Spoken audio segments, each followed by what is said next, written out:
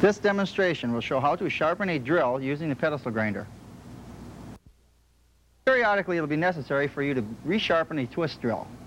This may happen either because the person who used the drill before you put it back in the crib and it wasn't in proper position or proper condition, or it could be when you're using the drill becomes chipped or burnt, or it may become dull and you want to touch it up. What can happen, I think we can see our drill right here. I'm showing you a few examples of twist drills that need resharpening. On this one right here, we can see that it is chipped. There's one of the cutting edges chipped and a slight chip in the other side. And this drill would not cut properly and would definitely give you a bad finish. So we would want to resharpen it and grind that chip out of the drill. Another thing that can happen is the margins can become worn. This is the margin right on this portion of the drill right in here. This is all wore off here, and we would have to cut at least that first half or 3/4 of an inch off the end of this drill. This is somewhat difficult to see here. I think we take a look at a drill, compare it to a drill with good margins. You can see that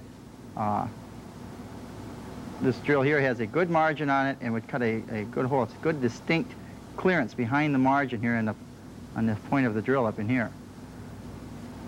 And again, on this drill here, that margin is worn off. We would have to cut the drill off back to the point where the margin is in good shape again.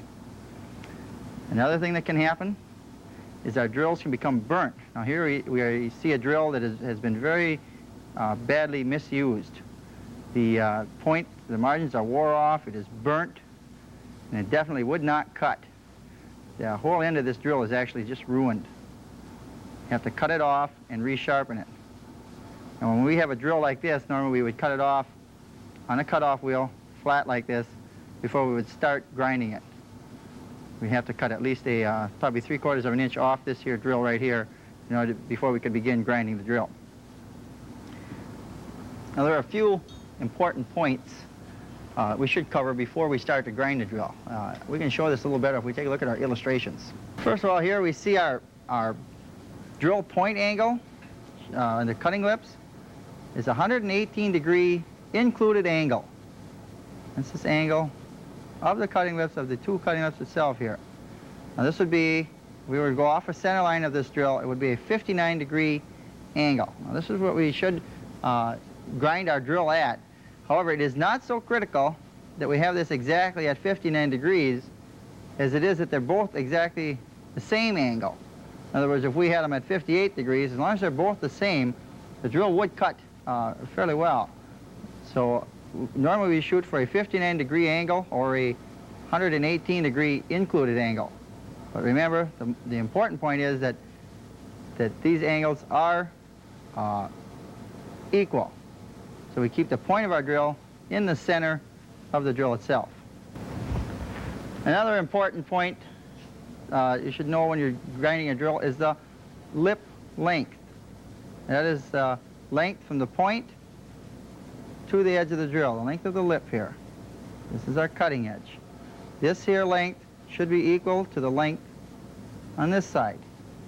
Once again, that keeps the point of the drill centered, and the drill will cut a round hole and will not wander. Be sure also that you have the heel of the drill below the cutting lips.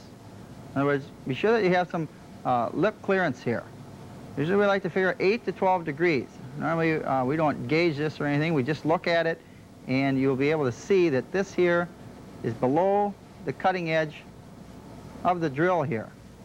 This makes so that it will not hit here and bind up, or if we get it too much of an angle here, the drill will have a tendency to break down right away, and very quickly it will need resharpening once again.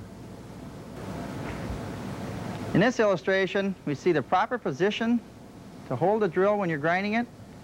Notice we put our cutting edge up parallel with the face of the wheel. Here we have our tool rest, and this is our grinding wheel. Hold the drill at a 59-degree angle off the face of the wheel.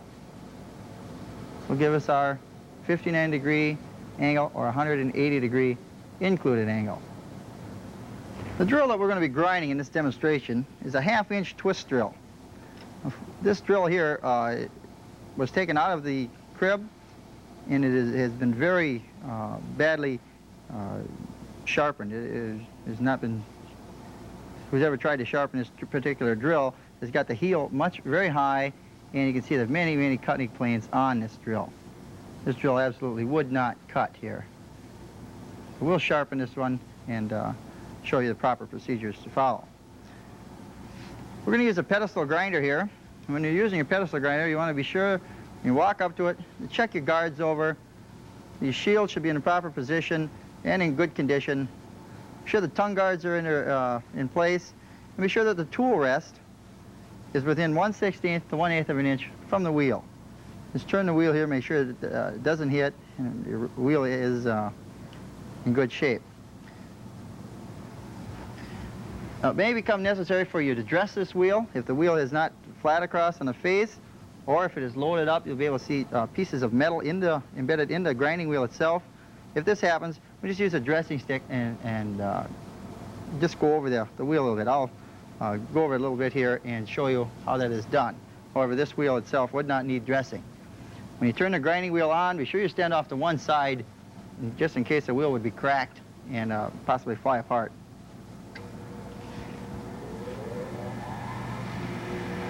You just take the dressing stick, work it back and forth across the face of the wheel.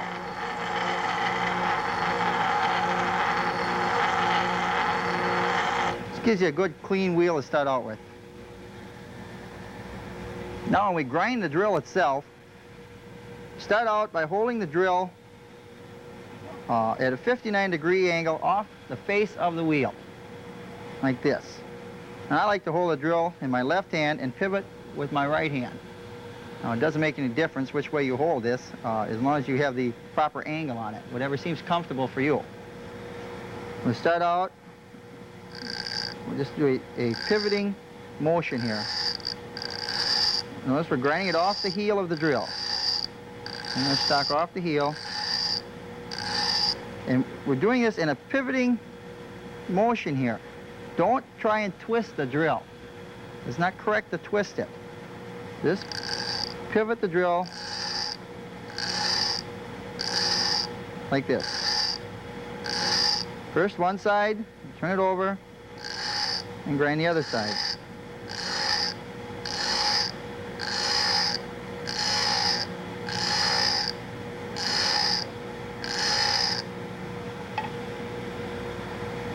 Cool it down when it gets hot.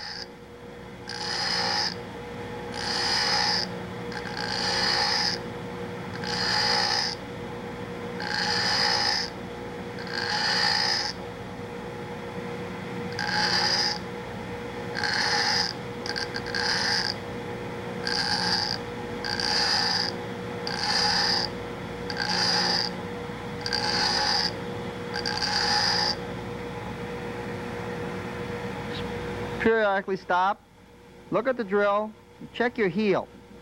Once again, when I look at the heel, be sure that it is lower than the cutting lip.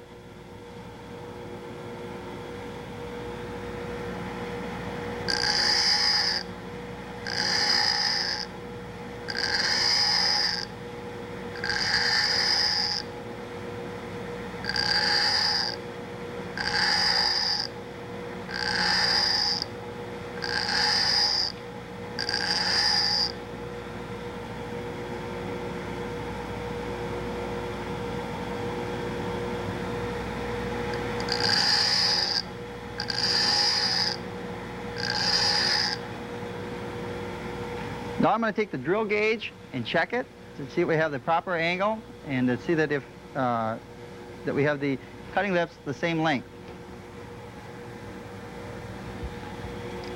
When you use the drill gauge, hold it up so we can get it into the light. Hold it up against the light or against a light background so you can see if you have light in there and if we have the proper angle. Okay, we have to take a little more off the point of the drill on this side.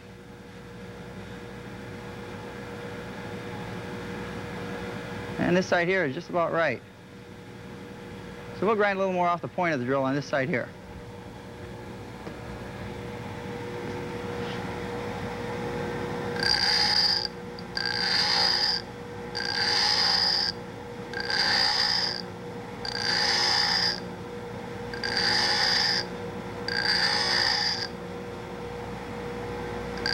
Remember, if we grind some off one side, we have to turn it and grind some off the other side to keep our cutting lips equal length.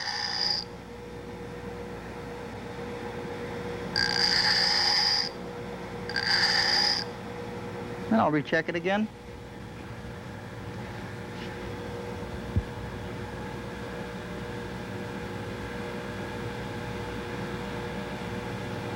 That one is just about right.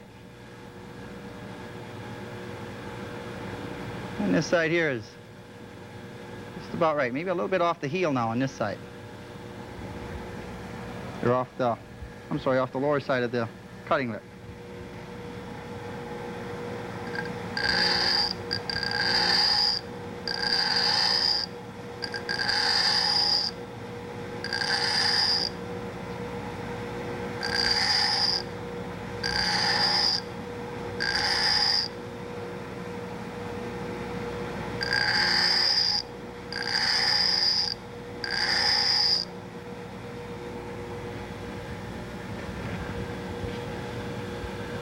Okay, now that angle matches our gauge just right. It's real good.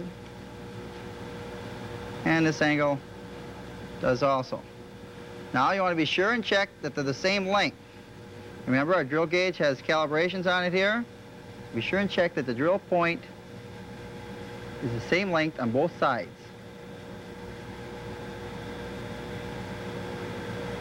And we have the same length on both sides. So once again, we have a good tool that we can use on the drill press. In summary then, remember when you're sharpening a drill, to keep the angles equal, you should be at 59 degrees, but the main thing is that they're at the same angles. You should also have the length of the lips equal, so that we'll cut a good round hole and will not wander. And lastly, be sure that that heel is down lower than the point, or lower than the cutting lip. We normally like to have this about 8 to 12 degrees. And this will give us a good tool to use.